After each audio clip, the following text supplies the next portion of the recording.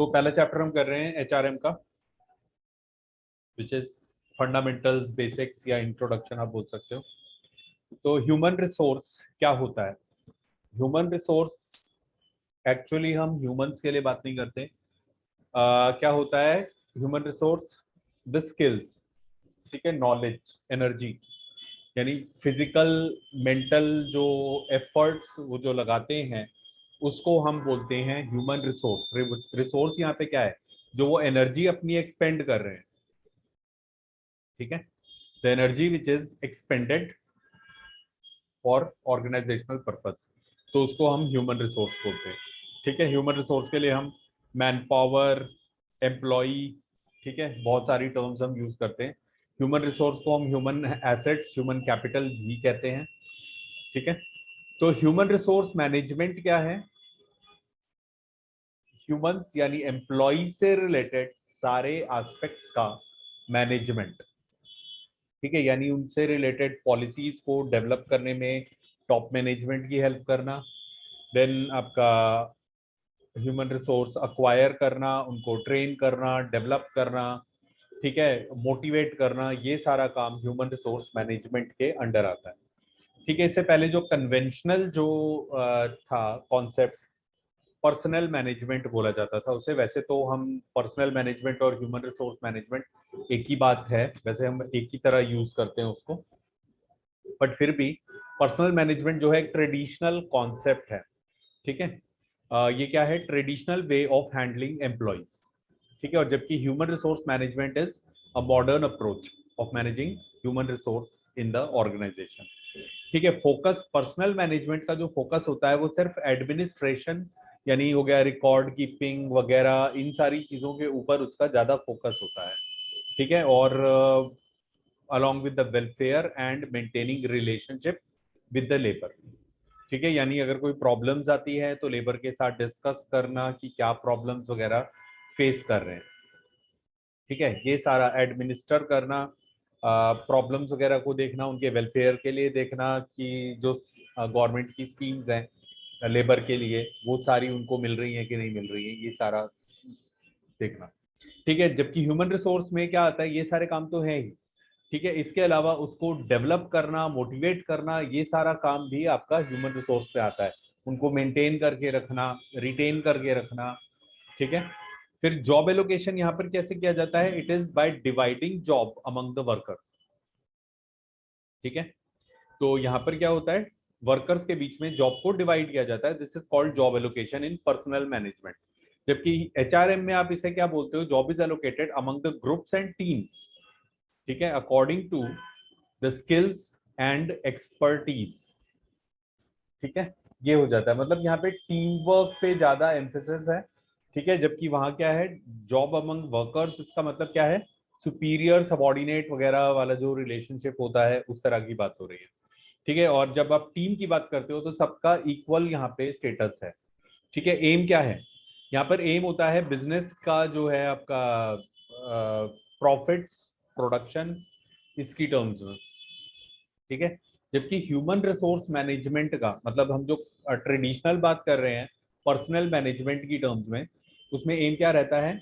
Organisation के objectives को achieve करना। ठीक है, वो क्या है? प्रॉफिट को मैक्सिमाइज करना, प्रोडक्शन को मैक्सिमाइज करना, एफिशिएंट बनाना प्रोडक्शन प्रोसेस को।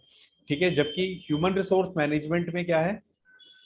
It aims and manages collective employee participation, increasing the productivity and work culture of the company। ठीक है, यानी कि इसके साथ साथ ऑर्गेनाइजेशन के साथ साथ जो एम्प्लॉयज हैं उनके डेवलपमेंट को भी देखना। पर्सनल मैनेजमेंट एक रूटीन फंक्शन की तरह ट्रीट किया जाता था, जबकि ह्यूमन रिसोर्स मैनेजमेंट एक स्ट्रैटेजिक फंक्शन की तरह ट्रीट किया जाता है। ठीक है, एक स्ट्रैटेजिक यानी कि बहुत ही की रोल है इसका ऑर्गेनाइजेशन के ओवरऑल सक्सेस के अंदर। ठीक है, from the point of making plans. ठीक है, यानी जब प्लानिंग स्ट्रैटेजी मेकिंग जब स्टार्ट होती है उसी के साथ ही आपका ह्यूमन रिसोर्स मैनेजमेंट स्टार्ट हो जाता है। ठीक है, अब फैक्टर्स जो अफेक्ट करते हैं ह्यूमन रिसोर्स मैनेजमेंट को वो क्या क्या है? तो हमारी ऑर्गेनाइजेशन के अंदर, हमारी ऑर्गेनाइजेशन के अपने जो फैक्टर्स हैं, इंटरनल फैक्टर्स, यानी कि हमारी ऑर्गेनाइजेशन का मिशन और विजन क्या है, ठीक है। तो ऑर्गेनाइजेशन का मिशन विजन ये अफेक्ट करेगा हमारी ह्यूमन रिसोर्स मैनेजमेंट को, यानी कि उससे रिलेटेड जो ह्यूमन रिसोर्स से रिलेटेड पॉलिसीज वगैरह बनाना, डेवलप करना, उस पर हमारी पॉलिसीज क्या है, हमारी ऑर्गेनाइजेशन की ओवरऑल पॉलिसीज क्या है, उनके ऊपर भी डिपेंड करेगा। आपका ह्यूमन रिसोर्स मैनेजमेंट आप किस तरह से करते हो, वो आपकी पॉलिसीज के ऊपर भी डिपेंड करेगा, ठीक है। जैसे हायरिंग से रिलेटेड, मतलब क्या बोलते हो उसे, रिक्रूटमेंट से रिलेटेड क्या पॉलिसीज हैं आपकी, तो उसके ऊपर डिपेंड करेगा कि आप कैसे रिक्रूट कर रहे हो।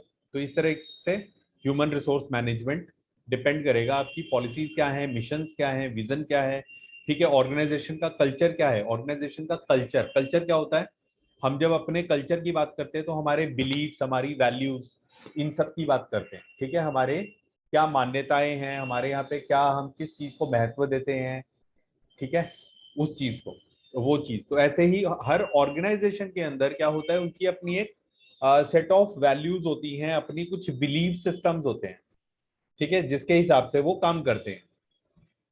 क्लियर। तो ऑर्गेनाइजेशन का कल्चर, उसके ऊपर भी आपका ह्यूमन रिसोर्स मैनेजमेंट डिपेंड करता है, उससे अफेक्ट होता है, ठीक है। ऑर्गेनाइजेशन के जो कॉन्फ्लिक्ट होते हैं, कॉन्फ्लिक्ट मतलब आपस में मतभेद होना, ठीक है, डिस्प्यूट्स होना, डिसएग्रीमेंट होना, कॉन्फ्लिक्ट्स होना। तो कॉन्फ्लिक्ट्स जनरली क्यों होते हैं, जब हमारा पर्सनल गोल, ठीक है, ऑर्गेनाइजेशनल गोल के अचीवमेंट में अड़चन बनता है, या हमारी ऑर्गेनाइजेशन का गोल एक एम्प्लॉय के पर्सनल गोल में अड़चन बन रहा है, ठीक है। तो personal ethics, organisational ethics, organisation के एथिक्स क्या है और पर्सनल एथिक्स क्या है, ठीक है, ये चीज होती है। एथिक्स का मतलब क्या है, नीतिगत तरीके से क्या आप सही मानते हो, क्या गलत मानते हो, ऑर्गेनाइजेशन में क्या सही और गलत ट्रीट किया जाता है, ठीक है। राइट्स एंड ड्यूटीज, ओबीडियंस और सेल्फ रिस्पेक्ट, ठीक है। ओबीडियंस तो होता है कि आज्ञा मानना, ठीक है, उसमें अगर सेल्फ रिस्पेक्ट के ऊपर जहां पे आंच आ रही है, ठीक है, वहां फिर कॉन्फ्लिक्ट पैदा हो जाएगा, ठीक है। डिसिप्लिन और ऑटोनॉमी एक्सेट्रा, तो ये सारे आपके ऑर्गेनाइजेशनल कॉन्फ्लिक्ट के रीजंस होते हैं, ठीक है। ये सब रीजंस बनते हैं कि जिसके कारण कॉन्फ्लिक्ट पैदा होते हैं। ऑर्गेनाइजेशन का स्ट्रक्चर, ठीक है, जैसे टॉल स्ट्रक्चर और फ्लैट स्ट्रक्चर होता है। टॉल स्ट्रक्चर का मतलब हुआ कि आपका हायरार्की ज्यादा है, लेवल्स ज्यादा है, ठीक है। और फ्लैट स्ट्रक्चर का मतलब ये हुआ कि लेवल्स कम है, ठीक है। तो आपका ह्यूमन रिसोर्स मैनेजमेंट इस बात से भी अफेक्ट होता है कि टॉल स्ट्रक्चर है कि आपका वाइड फ्लैट स्ट्रक्चर है, ठीक है। ये टॉल स्ट्रक्चर हो गया, ठीक है, जिसमें क्या है, हायरार्की ज्यादा होंगी, 1 2 3 4 हो सकती हैं, 5 हो सकती हैं, यहाँ पर 2 या 3 इस लेवल पर। तो ये फ्लैटर स्ट्रक्चर हो गया और ये आपका टॉलर स्ट्रक्चर हो गया। टॉल स्ट्रक्चर में क्या होता है, स्पैन ऑफ कंट्रोल कम होता है। स्पैन ऑफ कंट्रोल क्या होता है, कौन बताएगा, स्पैन ऑफ कंट्रोल किसे कहते हैं। सर एक सुपीरियर के अंडर कितने सबऑर्डिनेट्स होते हैं? सुपीरियर के अंडर कितने सबऑर्डिनेट्स होते हैं, हाउ और कोई मच ही बताएगा। कैन कितने सबऑर्डिनेट्स को कंट्रोल करता है, करेगा एक सुपीरियर? इफेक्टिवली कितने सबऑर्डिनेट्स को कंट्रोल कर सकता है, मैनेज कर सकता है, ठीक है। इफेक्टिवली एक सुपीरियर कितने सबऑर्डिनेट्स को मैनेज कर सकता है या कंट्रोल कर सकता है इफेक्टिवली, ठीक है, उसको हम बोलते हैं उसका स्पैन ऑफ कंट्रोल। तो यहाँ पे स्पैन ऑफ कंट्रोल कम है, लेस है, यहाँ पे स्पैन ऑफ कंट्रोल वाइड है, ठीक है। यहाँ पे नैरो हो जाएगा स्पैन ऑफ कंट्रोल, और जो फ्लैट ऑर्गेनाइजेशन है यहाँ पे वाइड हो जाएगा, क्योंकि यहाँ पर एक सुपीरियर के अंडर आप ज्यादा आप एम्प्लॉइज अपॉइंट कर सकते हो उसके अंडर, ठीक है। तो ये ऑर्गेनाइजेशन स्ट्रक्चर, तो उसके ऊपर भी आपका ह्यूमन रिसोर्स मैनेजमेंट डिपेंड करता है, ठीक है। फिर आता है एक्सटर्नल फैक्टर्स, क्या क्या है एक्सटर्नल फैक्टर में, टेक्नोलॉजिकल इनोवेशंस हो गई, टेक्नोलॉजी के ऊपर डिपेंड करेगा, क्योंकि टेक्नोलॉजी के हिसाब से आपकी जॉब्स चेंज होती हैं, जॉब की रिक्वायरमेंट चेंज होती हैं, तो सारा ह्यूमन रिसोर्स मैनेजमेंट आपका उसके ऊपर डिपेंड करेगा। इकोनॉमिक फैक्टर्स हो गए आपके, डिप्रेशन या फिर बूम का जो पीरियड होता है, प्रोग्रेस हो रही है जहां पर, तो उसके ऊपर भी डिपेंड करेगा, ठीक है, कि favourable unfavourable conditions. Employ organisation यानी ट्रेड यूनियंस क्या चाहती हैं, ठीक है, आपकी ह्यूमन रिसोर्स मैनेजमेंट की जो पॉलिसीज वगैरह होंगी वो सारी इसके ऊपर भी डिपेंड करेंगी, मतलब बहुत हद तक अफेक्ट होती है इनसे, ट्रेड यूनियंस जिसको हम बोलते हैं। लेबर मार्केट, ठीक है, लेबर की सप्लाई डिमांड, ये चीज अफेक्ट करेगी। चेंजिंग डिमांड ऑफ एम्प्लॉयर्स, ठीक है, एम्प्लॉयर्स की जो डिमांड जो चेंज हो रही है, किसकी किसके लिए, तो technological revolution and neck to neck marketing competition amongst most of the organisation demand that existing employees adept to every changing work situation, learn new skills, knowledge, etc. to cope with new changes। ठीक है, यानी कि employer की जो demands हैं, demands किस demand की बात की जा रही है, जो एम्प्लॉय से वो डिमांड करते हैं कि उनको क्या काम करना है, क्या आना चाहिए, ठीक है, तो उसके ऊपर आपका ह्यूमन रिसोर्स मैनेजमेंट पूरा डिपेंड करेगा इसके ऊपर, ठीक है। फिर लीगल फैक्टर्स हो गए, लॉज क्या है, ठीक है, लॉज में आपका मिनिमम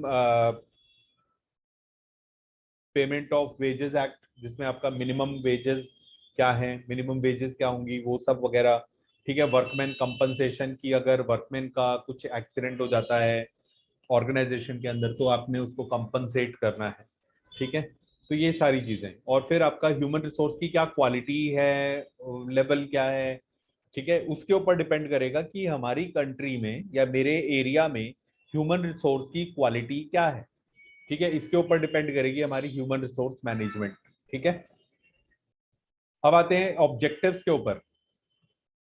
ह्यूमन रिसोर्स मैनेजमेंट के ऑब्जेक्टिव्स क्या हैं, क्या ऑब्जेक्टिव होंगे, ह्यूमन रिसोर्स को एफिशिएंटली यूटिलाइज करना, ठीक है, जो भी हमारे पास ह्यूमन रिसोर्स है उसको एफिशिएंटली यूटिलाइज करना, ठीक है।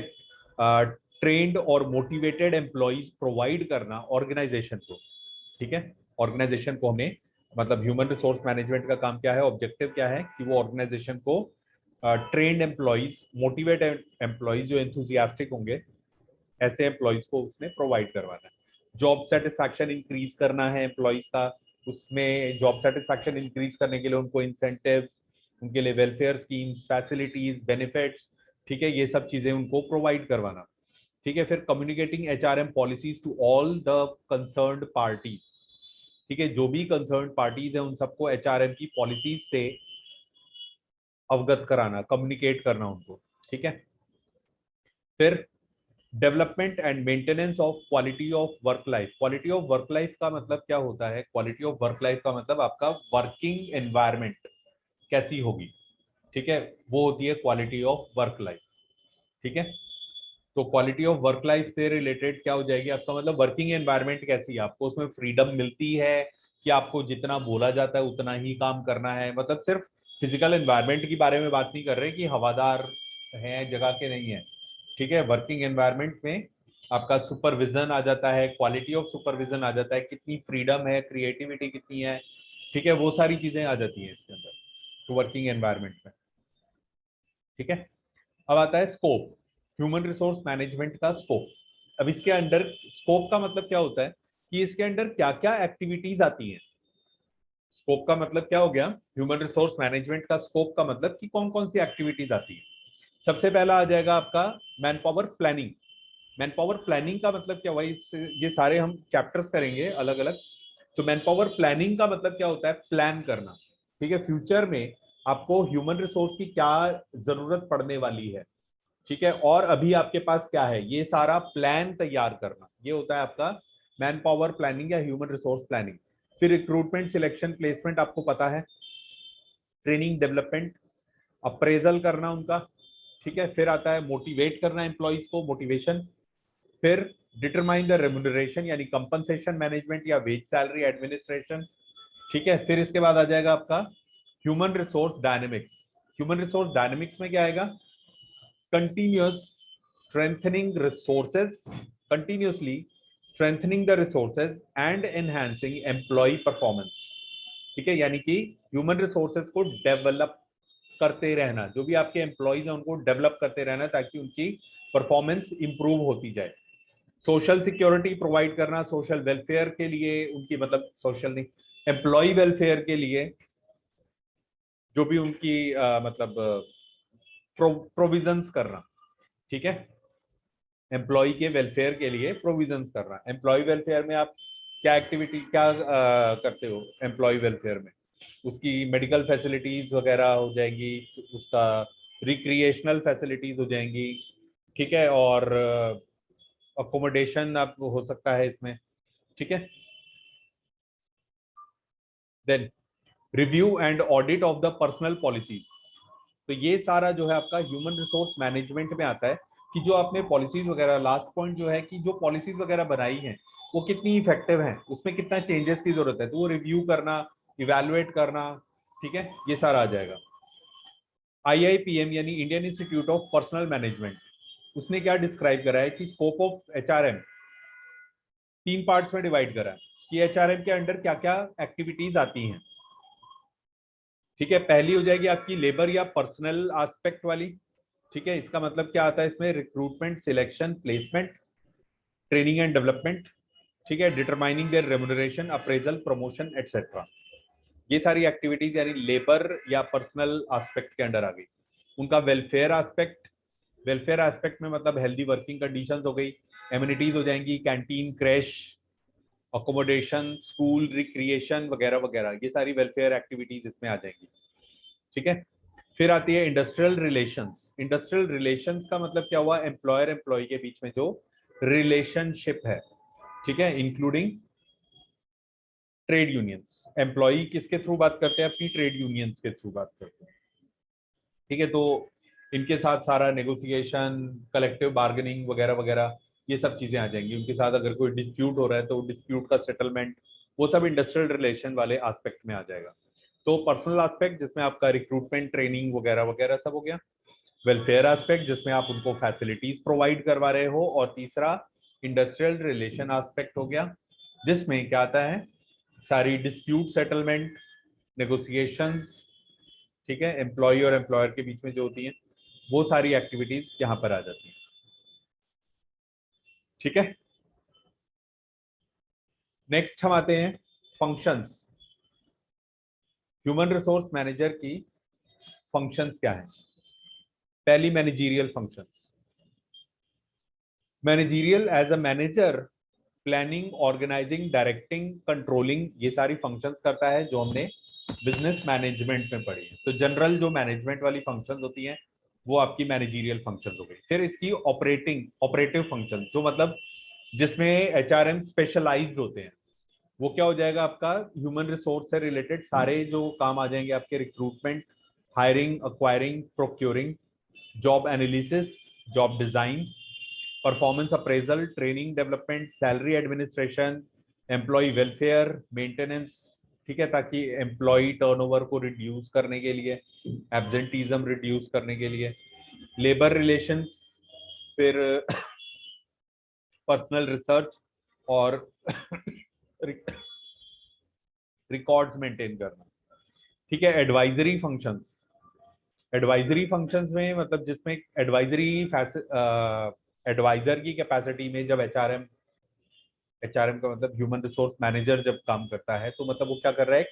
स्टाफ ऑफिसर की तरह काम कर रहा है। स्टाफ ऑफिसर का काम होता है एडवाइस देना, तो वो टॉप मैनेजमेंट को पॉलिसीज वगैरह के बारे में एडवाइस देगा, ठीक है। यानी हो सकता है वेजेस के बारे में कोई पॉलिसी बना रहे हैं, वेजेस एंड सैलरी से रिलेटेड, ठीक है, तो वो बता सकता है कि क्या सैलरी चल रही है, ठीक है, क्योंकि वो ज्यादा बेटर पोजीशन में है इन सब बातों को समझने के और एनालाइज करने के, ठीक है। तो वो एडवाइस कर सकता है, अपनी स्पेशल जो एक्सपर्टीज है उसकी उसमें, ठीक है। इसी तरह से डिपार्टमेंटल हेड्स को वो एडवाइस कर सकता है ह्यूमन रिसोर्स वाले मैटर्स में, ठीक है।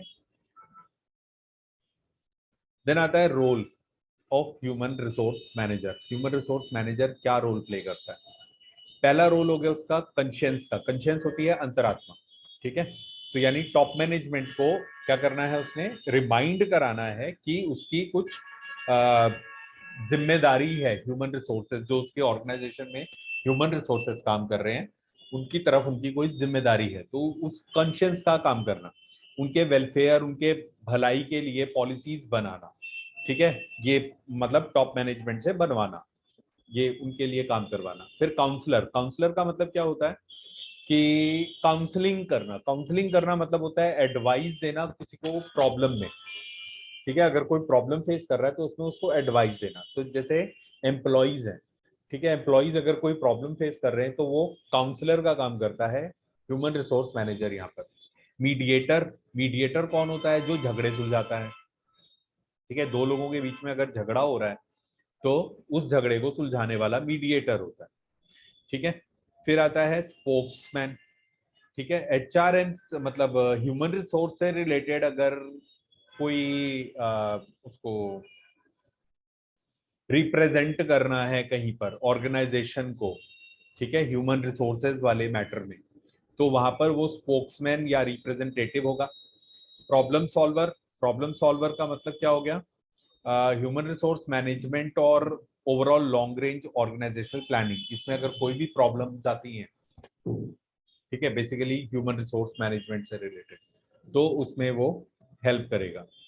चेंज एजेंट, ऑर्गेनाइजेशन डेवलपमेंट में हमने देखा था चेंज, चेंज हर कोई अपोज करता है, ठीक है, रेजिस्ट करता है हर कोई चेंजेस को, तो उसके लिए आपको कौन चाहिए होता है? चेंज एजेंट चाहिए होता है, ताकि वो जाके चेंजेस जो भी लाने आपको ऑर्गेनाइजेशन में उस प्रोसेस को वो स्मूथ करे, ठीक है। स्मूथ करने का मतलब क्या हुआ कि जो भी रेजिस्टेंस है उस रेजिस्टेंस को वो खत्म करे, ठीक है। तो वो रेजिस्टेंस खत्म कैसे होगा? जब आप इन्फॉर्म करोगे, समझाओगे लोगों को, तो होगा वो।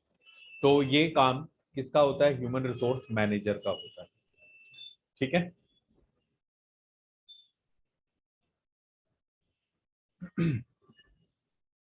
अब एक 2012, ये स्टडीज होती रहती हैं लगातार, हम 2012 की बेसिकली हम बात कर रहे हैं। ये कॉम्पिटेंसीज ऑफ एचआर प्रोफेशनल्स पे जो स्टडी हुई थी, ठीक है, ऑलरिक के अंडर, इसमें इन्होंने क्या स्टेटमेंट दिया है इसमें, इस स्टडी में या रिसर्च में, कि एचआर मैनेजर को क्या होना चाहिए? उसको बिजनेस की नॉलेज होनी चाहिए। जिस ऑर्गेनाइजेशन में आप काम कर रहे हो उस ऑर्गेनाइजेशन के बिजनेस का, मतलब वो पैसा कैसे कमा रहा है, ठीक है, यानी कि उसे क्या है, उसे एक बिजनेस पार्टनर या बिजनेस एलआई की तरह काम करना है, ठीक है, ताकि वो ज्यादा इफेक्टिवली अपना रोल प्ले कर पाए, ठीक है। ये बताया गया, मतलब बिजनेस लिटरेट होना चाहिए, जो एचआर मैनेजर है वो बिजनेस लिटरेट होना चाहिए, ठीक है। ये हमारा फर्स्ट चैप्टर था।